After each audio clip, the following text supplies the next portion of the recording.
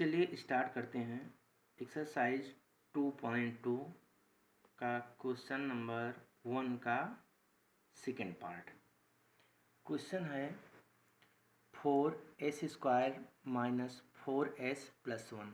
देखिए, चाहे यस रहे या एक्स रहे या वाई रहे या जेड रहे, कुछ भी रहे, हम क्या लिख सकते हैं, इसी को हम s को हटा दें तो 4x² माइनस 4s प्लस 1 लिख सकते हैं। यस लिखें या एक्स लिखें या वाई लिखें, इसको हम क्या लिख सकते हैं, 4y² माइनस 4y प्लस 1, तब भी वही चीज़ रहेगा, इससे घबराइए नहीं। चलिए, यहाँ s है तो s में ही सॉल्व करते हैं कि 4 का इसमें मल्टीप्लाई कराएंगे तो 4 गुणे 1, 4 1 का 4। अब 4 हो गया तो 4 का क्या किया जाता है, गुणनखंड किया जाता है। तो 2 दूना 4, 2 के 2। अब 2 और 2 को गुणा करें तो 4 आना चाहिए, और 2 और 2 को जोड़ें तो कितना, 4 आना चाहिए। तो भाई 2 और 2 को 2 दूना 4 और 2 प्लस 2 4 आ रहा है। तो क्या किया गया, 4x² माइनस 4x² लिखा गया था, लिख लिए, माइनस है माइनस लिख लिए। यहाँ क्या लिखिए, 4s, इस माइनस लगाए, 4s के लिए 2s प्लस 2x। क्यों, क्योंकि यहाँ 2 था और 2 था, 2s प्लस 2x, और ये प्लस 1 ऐसे ही लिख दिए। नहीं, 2 दूना 4 और 2 2 4। चलिए, अब 4x², इसका माइनस में का अंदर में मल्टीप्लाई करें तो माइनस 2s, फिर माइनस का कराएं तो माइनस 2x, ये प्लस जैसे था वैसे ही हो गया। अब यहाँ से यहाँ तक देखिए कुछ कॉमन दिखाई दे रहा होगा, यहाँ और यहाँ से यहाँ तक कुछ कॉमन दिखाई दे रहा है। 2 जोड़ा आप बना लीजिए, तो इसमें और इसमें देखेंगे तो 2s कॉमन है तो 2s कॉमन लिख लिए। कितना बचा, 2s, 2 दूना 4, और ये से x² को भाग देंगे तो कितना आएगा, s आ गया, यानी 2s, यहाँ 1 बचा।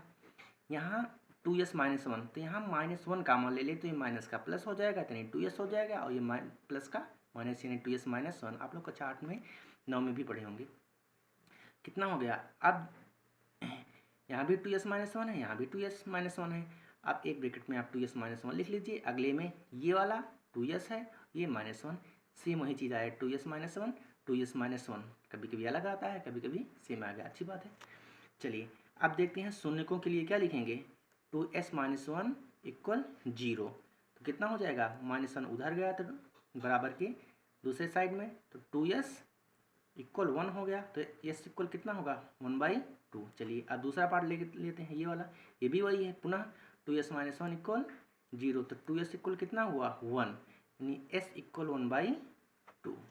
चलिए, अतः शून्यक x इक्वल 1/2, 1/2, मतलब एक s की वैल्यू 1/2 है, अगले भी s की वैल्यू 1/2 है, तो शून्य कितना हो गए, 1/2 और 1/2, यानी दोनों ही शून्य 1/2 और 1/2, यानी बराबर समान ही शून्य का है। चलिए, अब शून्यकों तथा गुणांकों के बीच संबंध की सत्यता की जांच, शून्यकों तथा गुणांकों के बीच के संबंध की सत्यता की जांच करते हैं।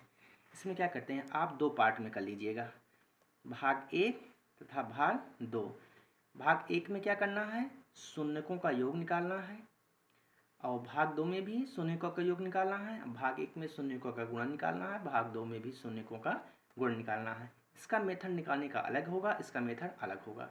इसमें कैसे लेंगे, शून्यकों का योग हम जानते हैं, शून्य 1/2 और दूसरा भी 1/2 आया, तो दोनों को जोड़ दीजिए, योग मतलब जोड़, 1/2 प्लस 1/2 2/2, और ये कैंसिल हो गया, कितना आया, 1 आया। चलिए, उसके बाद यहाँ शून्यकों का योग निकालेंगे, तो शून्यकों का योग फार्मूला होता है -b/a।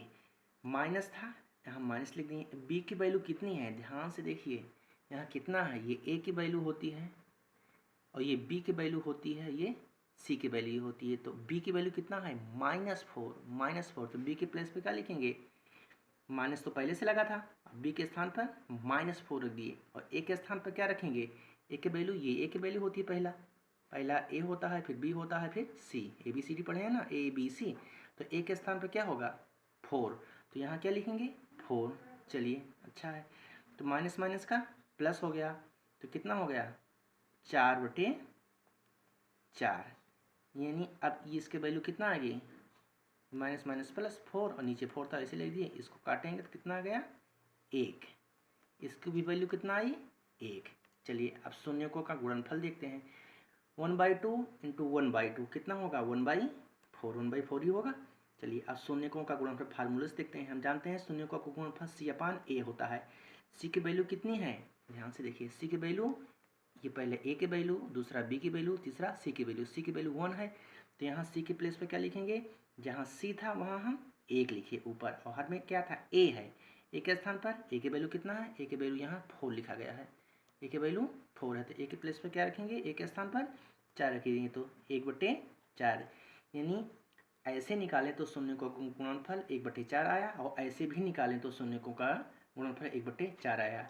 यहाँ भी शून्यकों का योगफल 1 आया था, यहाँ भी शून्यकों का योगफल 1 ही आया। दोनों ही मेथड से मान बराबर आते हैं, चाहिए ऐसे निकालें चाहिए ऐसे निकालें। यही है सत्यता की जांच। नीचे क्या लिखेंगे? अतः भाग 1 व 2 दोनों में ही शून्यकों का योगफल व गुणनफल बराबर है। ठीक है, ये भाग 1 है, ये भाग 2, ऐसे ही लगाइएगा। बहुत बहुत धन्यवाद।